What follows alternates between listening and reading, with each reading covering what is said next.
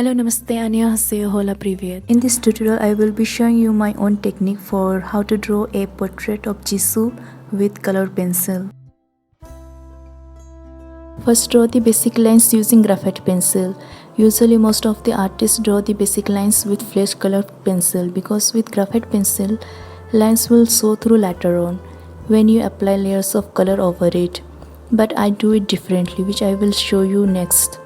Whenever you are doing anyone's portrait, then keep the reference image near you.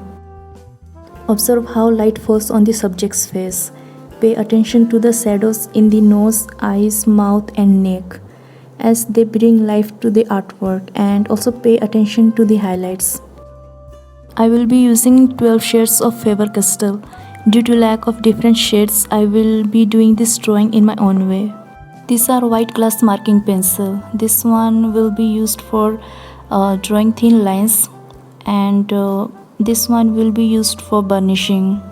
I usually rub the area where I have to apply the color. Don't rub off the entire pencil mark or it will be difficult to draw. So the technique I use is called burnishing.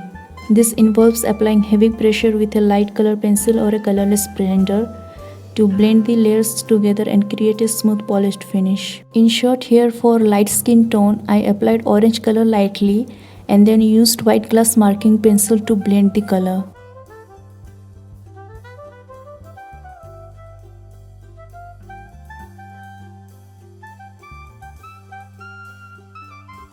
For shadow areas, I used brown, pink and orange color and then blended it with the white pencil. Well, these are my simple techniques for making any picture. Since I don't have many shades of colored pencil, I came up with this idea. Otherwise, I would have tried some other techniques as well.